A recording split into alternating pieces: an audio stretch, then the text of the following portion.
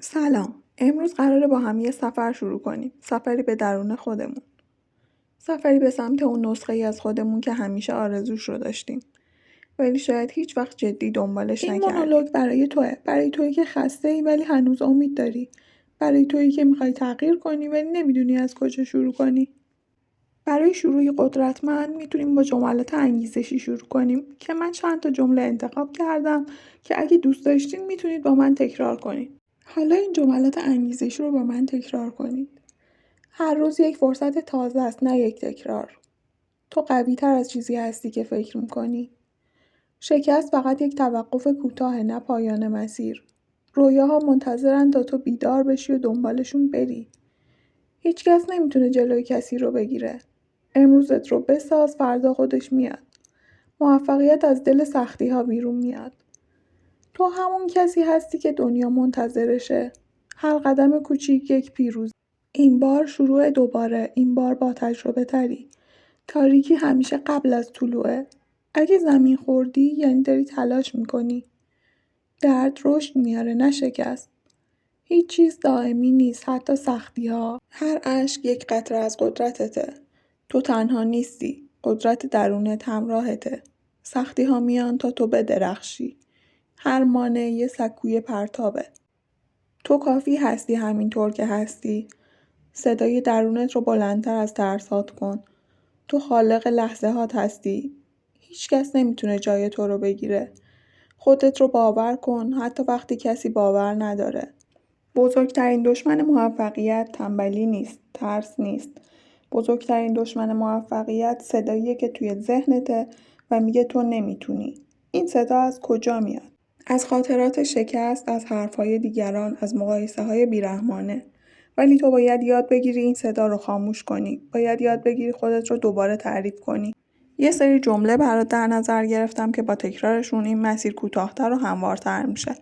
مثل زندگی همونقدر زیباست که تو ببینی.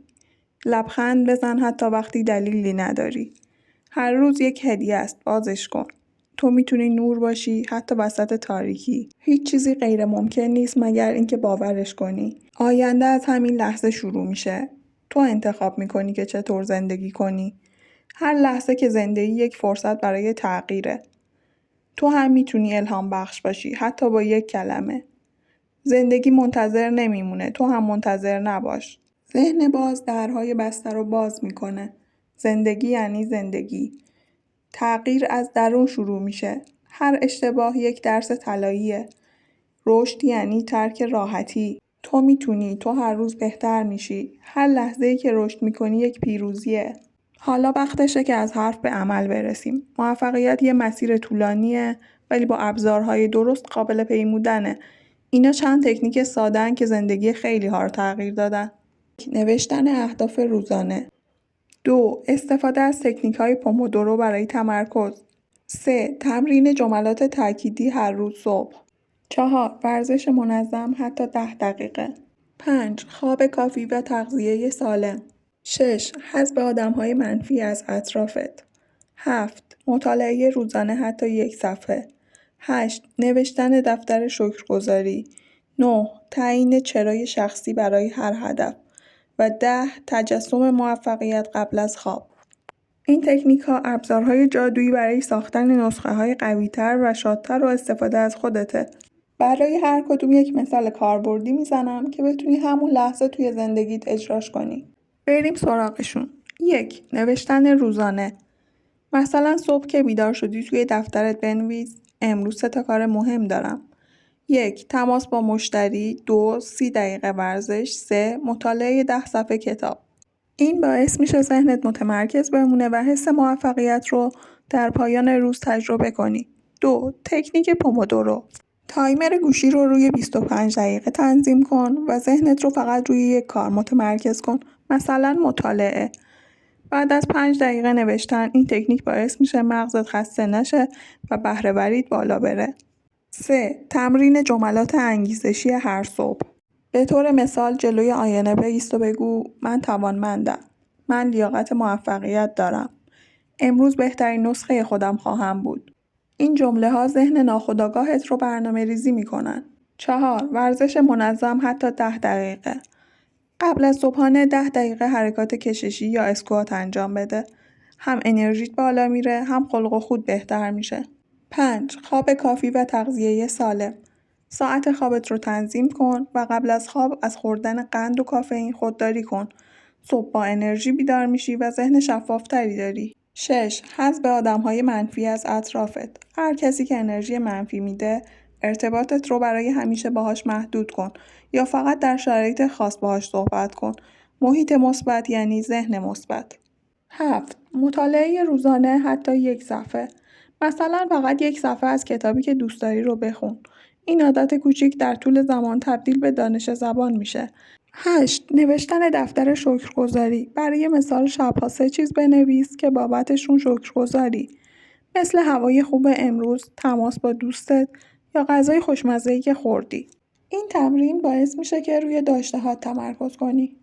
9. تعیین چرای شخصی برای هر هدف. مثلا هدفت کاهش وزن هست. بنویس چرا؟ چون میخوام انرژی بیشتری داشته باشم و با بچه‌هام فعال‌تر باشم. و وقتی دلیل قوی داشته باشی، انگیزه‌هات پایدار میمونه. 10. تجسم موفقیت قبل از خواب. چشمات رو ببند و تصور کن که به هدفت رسیدی. مثلا در حال سخنرانی موفقی هستی یا مدرک تحصیلیت رو گرفتی. این تصویرسازی ذهنی مسیر موفقیت رو در مغزت فعال میکنه. بذار برات از آدم‌هایی بگم که از صفر شروع کردن. کسی که توی یه اتاق کوچیک با یه لپتاپ قدیمی شروع کرد و حالا صاحب یه شرکت موفقه. کسی که از روستا اومد و حالا توی دانشگاه تدریس میکنه. اینا افسانه نیستن.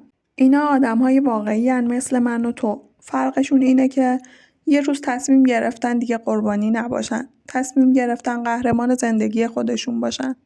یکی از این افراد یانکوم هست، بنیانگذار واتساپ، که در کودکی با کوپن غذا زندگی میکرد و در خانه‌های دولتی بزرگ شد و با کتاب نویسی و پشتکار اپلیکیشن واتساپ را ساخت که بعدها با قیمت $19 توسط فیسبوک خریداری شد. یا جک ما، مؤسس شرکت علی بابا، که در فقر بزرگ شد. بارها و بارها در مصاحبه‌های شغلی رد شد.